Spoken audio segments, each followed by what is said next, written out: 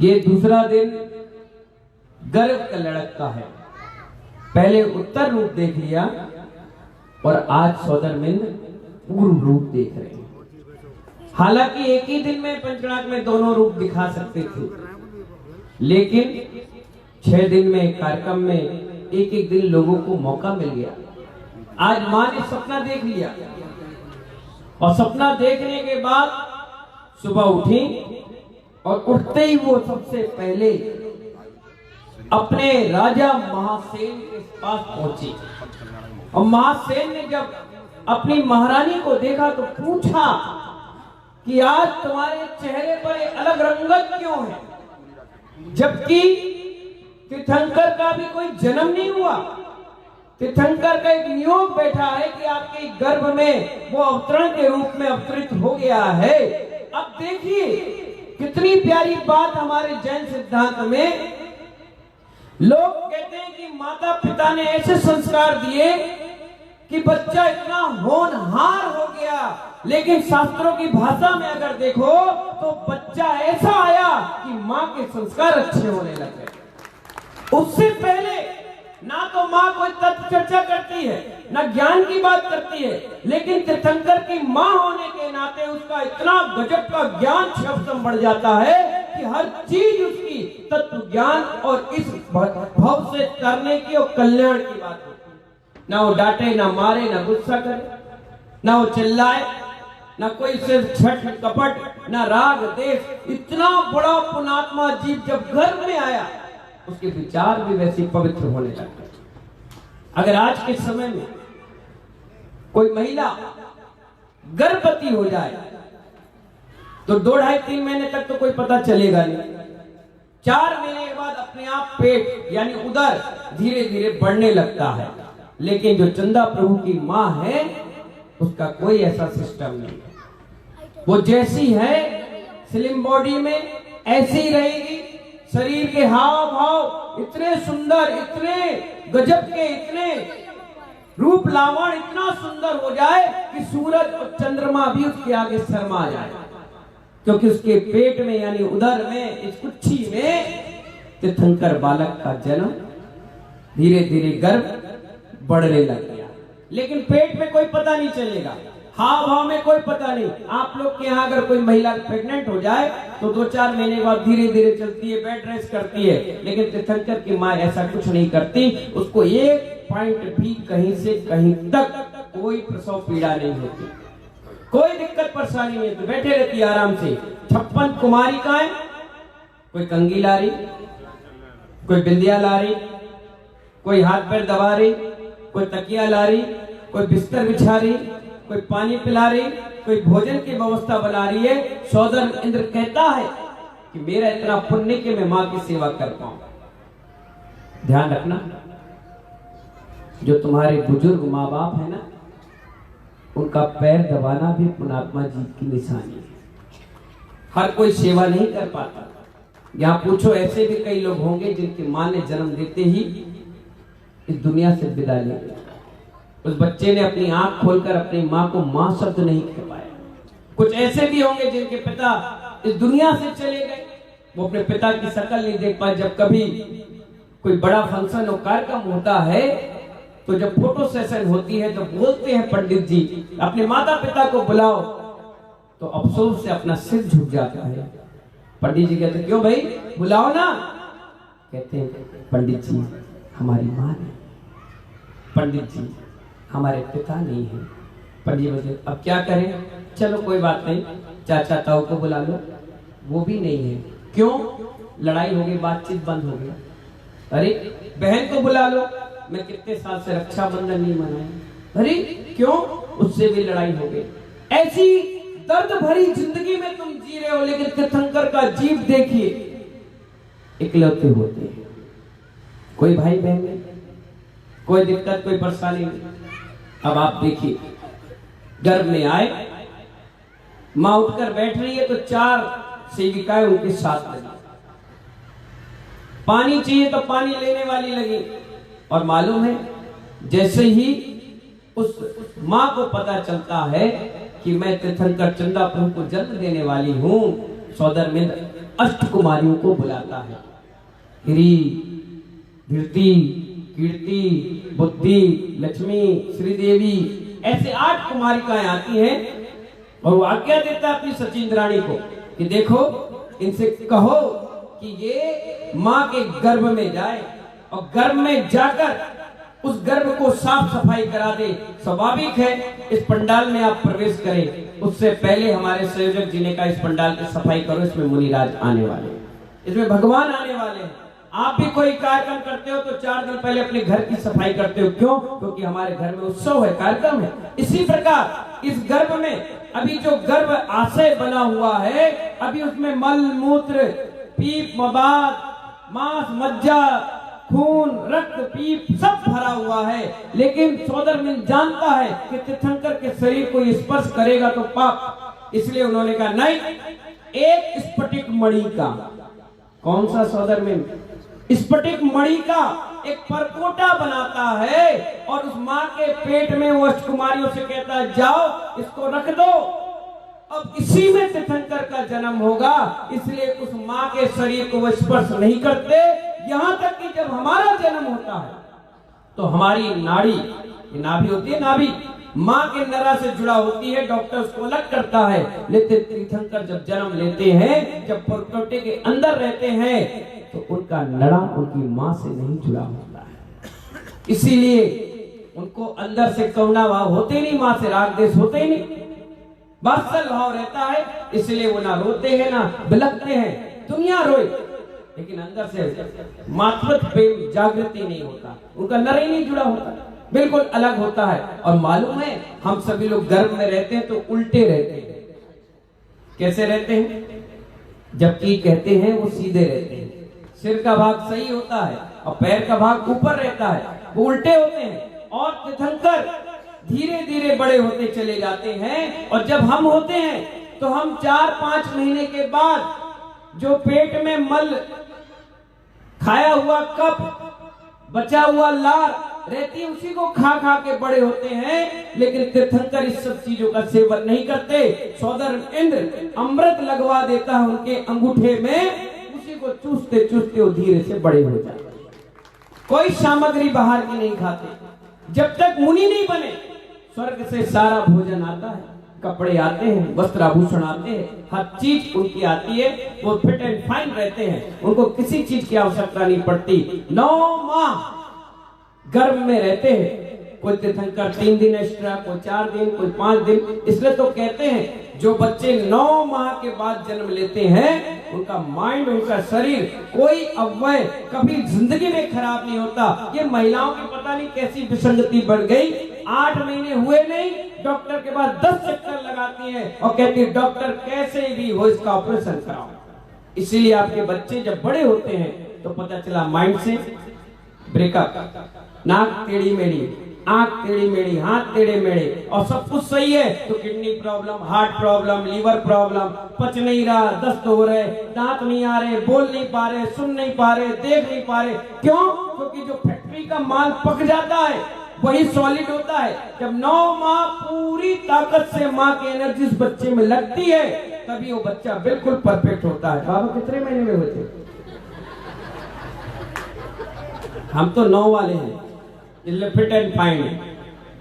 9 महीने 7 दिन के बाद अपना जन्म हुआ, आराम से हर अवयव बिल्कुल फिट एंड फाइन है। कहीं से कोई ये नहीं कह सकता कि थोड़ा सा भी गड़बड़। और जो 9 महीने से कम में होते हैं उनकी देख लेना कोई ना कोई लूज पॉइंट, आप अपने आप समझ जाओगे यार ये गड़बड़ है, फैक्ट्री में ढंग से पकड़ी नहीं, जब पका नहीं तो कच्चा रहा तो फिर क्या हुआ, बेकार हो गया। इसलिए मान लो पूरे 9 माह तीर्थंकर पेट में रह करके और हर चीज व्यवस्थित उनकी माँ की पूरी सेवा में अष्टकुमारी का लगे रहती है। लोग कहते हैं अष्टकुमारी बनकर होता क्या है? कहते हैं जो अष्टकुमारी 56 कुमारी बन जाती है और कालांतर में अगर उनकी शादी हो गई तो उनकी सास उनको लाड़ करने वाली नहीं, दुत्कार करने वाली और परिश्रम कराने वाली नहीं मिलती, बहुत लाड़ करती है। तो महानुभाव आज गर्भ का लड़क है, तीर्थंकर आज गर्भ में आ गए और पूरी रात भर में और 9 माह के हो जाएंगे। अपनी माँ ने तो इंतजार किया, 9 महीने का 4 दिन एक्स्ट्रा, 6 दिन एक्स्ट्रा, लेकिन तीर्थंकर का इतना अच्छा सहयोग आज आप देख रहे हो इस पंचम काल में कि आज वो गर्भ में आए और कल सुबह उनका जन्म हो जाए। कितने इंतजार किए गए हैं उस समय। 10 लाख वर्ष की उनकी आयु, 10 लाख पूर्व की उनकी आयु, 2.5 लाख पूर्व उन्होंने तो ऐसे बचपन में बिता दिया। कितने? 2.5 लाख पूर्व। और तो और कितना गजब का सहयोग है, सिर्फ 3 महीने वो मुनि रहे। कितने महीने? सिर्फ 3 महीने मुनि रहे और 3 महीने के बाद उन्हें केवल ज्ञान हो गया और 17 बार तुम्हारे समोसरण लेकर सोनागिर के पर्वत पर आए, तुम्हारे पड़ोसी नगर में आए। इसलिए तो चंदा प्रभु का दरबार यहाँ भी लग गया। अगर कोई कहे चंदा प्रभु भगवान का यहाँ समोसरण आया नहीं है, कहना नहीं, 148 किलोमीटर की दूरी तक था, यहाँ से मैनपुरी मुरैना तक उनका समोसरण पहुंचा होगा। इतना विशाल समोसरण, महानुभाव, सफेद मण था, सबसे गोरे कौन थे? चंदा प्रभु भगवान। और यहाँ भी जो प्रतिमा आई है वो भी बिल्कुल व्हाइट कलर में आई है। बहुत मिन्नतें करने के बाद इतनी सुंदर प्रतिमा मिल पाती है। ये चंदा प्रभु मंदिर का हमारे विनोद कुमार सिंह जी का सौभाग्य है, प्रेमचंद जी सिंह जी का सौभाग्य है, सुरेंद्र कुमार जी फणिस परिवार का सौभाग्य है कि यूं गए और चंदा प्रभु तो यूं ही बैठे थे कि मुझे ले जाओ। मिन्नतें करते लोग कि भैया व्हाइट कलर सुंदर मूर्ति, एक भी अव्यय कम नहीं, और इतने इंच की, क्या पता है, सालों साल इंतजार किया जाता है। लेकिन देखिए, गए एक चंदा प्रभु को लेने और 2 चंदा प्रभु को लेकर आ गए। एक चांदी के भी आ गए और एक पाषाण के भी आ गए। अब आप ये मत कहना कि हमारे यहाँ एक चंदा प्रभु है, कहना हमारे यहाँ भी 3 चंदा प्रभु। तो महानुभाव, गर्भ कल्याण का कार्यक्रम है, इसलिए महानुभाव आप सभी लोग जैसा अन्न खाते हैं उस बच्चे के शरीर में वही अव्यय धारण हो जाते हैं। इसलिए कहा गया, जब भी बच्चा गर्भ में आए माँ को काजल लगाना बंद कर देना चाहिए। पूछो क्यों? ऐसे पत्थर मार के पूछोगे तो मैं नहीं बताऊंगा। हाँ बोलो, हे उपाध्याय श्री, आखिर ऐसा क्यों? मालूम है, अगर बच्चा गर्भ में है और आपने आंख में काजल लगाना चालू किया तो बच्चा जैसे ही जन्म लेगा साल भर के बाद उसको चश्मा लग जाएगा।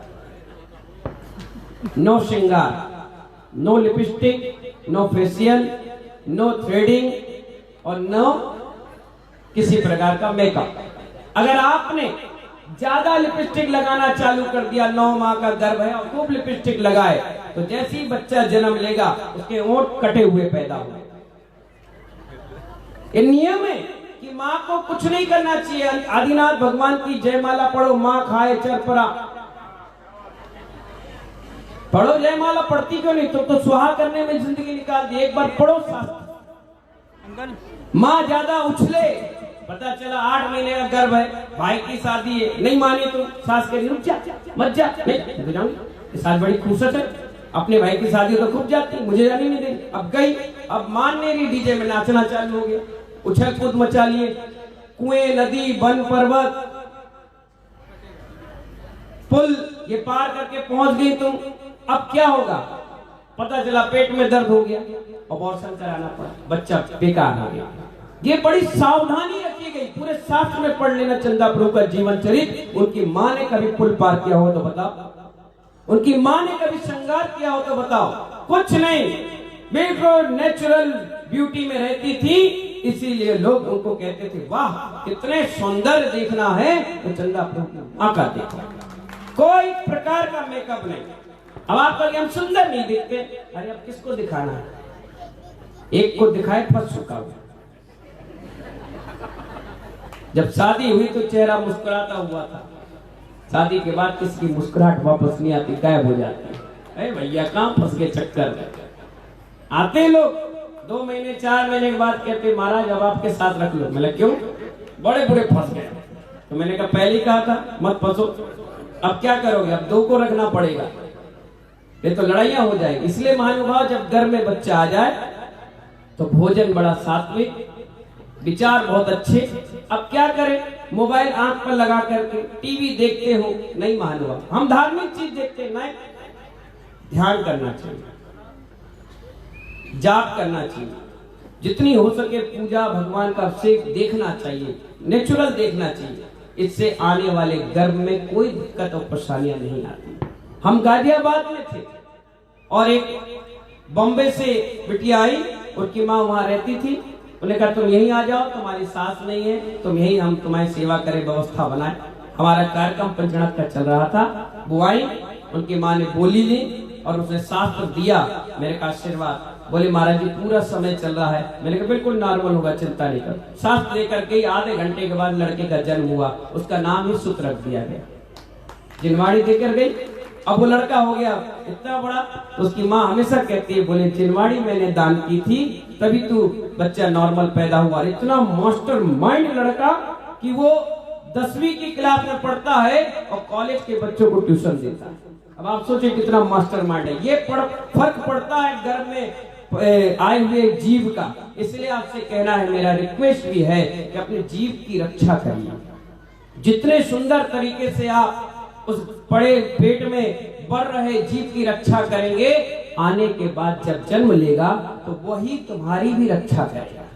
आज तुम इसे संस्कार दे दिए तो बुढ़ापे में तुम्हें नमोकार मंत्र सुनाएगा, तुम्हें पूजन पाठ से जोड़ेगा, साधु संगति में लाएगा। और अभी उसको गलत संस्कार दोगे तो बुढ़ापे में तुम्हें वृद्धाश्रम में भेज देगा और कहेगा मेरी माँ त्यागी वृत्ति हो गई है, इसीलिए वो सोनागिर में वंदना कर रही है, सम्य शिखर में बैठ के आराधना कर रही है। तो आज गर्भ कल्याण के दिन महानुभाव, अपन सभी को अपने गर्भ का संरक्षण करना है। और ये भी कहना है कि जैनों की संख्या हो गई है कम। चंदा प्रभु के कितने पुत्र थे मालूम है? 8। कितने? आदिनाथ के 101। अब आप सोचिए, जब तीर्थंकर 8 पैदा कर सकते हैं तो तुम 1 और 2 में क्यों खुश हो जाते? पहले के समय में 4 करोड़ जैन थे, आज 40 लाख है। क्यों? क्योंकि हम कहते हैं एक हमारा और हमारी पत्नी, हम बस खत्म। इसीलिए आपके बच्चे जिद्देल हो गए हैं, नखरेल हो गए हैं, और तुम कितना ही डांटने का मन करो तो डांट नहीं पाते हो, बोल नहीं पाते हो। कैलाश चंद जी आप कितने थे? 4। प्रेमचंद जी के बाप, तभी तो जैन कम हो गए। रामजी लाल जी कितने भैया? 3। बहुत बढ़िया। हमारे मोदी जी 3, 4। हमारे सौदरमिन जी, विनोद जी 5, और बहनों को मिला लो तो 8, 10। एक ही बहन 6। ये थे संस्कार। 8, 10, 5 भाई बहन होते थे तो पूरे दिन भर धार्मिक अनुष्ठान, पूजा पाठ। एक मंदिर गया, एक साधु के साथ गया, एक फौज पे गया, एक मुनि बन गया, एक मंदिर में गया, एक दुकान देख रहा, एक माँ बाप की सेवा कर रहा। अब एक है तो कहता है कि संडे को चौका लगाओ, संडे को अभिषेक करो, संडे को विधान रखो। और तुम लोग क्या कहते हो? अब क्या करें, इकलौता है, झेल रही है, क्या करें, अब है ही नहीं तो क्या करें? है ही नहीं कि तुमने पैदाइश ही बंद कर दी। जैन कम नहीं हुए, बीज तो उतना ही है, अब फल ही नहीं आ रहा उसमें तो क्या करें? फल आ जाए तो आज भी वो 40 लाख के 4 करोड़ हो जाए। और 40 लाख मत समझना जैनों को, ये 40 करोड़ के बराबर है। एक एक व्यक्ति 1-1 हजार 500 को नौकरी दे करके रखा। इसलिए जैन कभी कम नहीं हुए। जैनों के बीच में फल नहीं आ रहा, वो फल अभी फिर से बढ़ोतरी कर दो, 2-2, 3-3 बच्चे चालू कर दो। आप देखिए अगली बार जब पंचनाथ करूंगा ना तो ये पंडाल भी छोटा पड़ जाएगा। इसलिए मैं सब युवाओं से कहता हूं, अगर आप मुनि बनो तो कोई बात नहीं, और मुनि नहीं बने तो कम से कम मुनियों की सेवा करने वाले 2-2, 3-3 बच्चे करो, जिससे तुम्हारे घर में चौके लगने लग जाए। ये तो विजाति संबंध कर लोगे तो सब कुछ सत्यानाश हो जाएगा। आज गर्भ कल्याण पर यही संस्कार और शिक्षा आपको दे रहे हैं। अपने गर्भ का संरक्षण करें। समय आपका हो रहा है। बोले महावीर भगवान की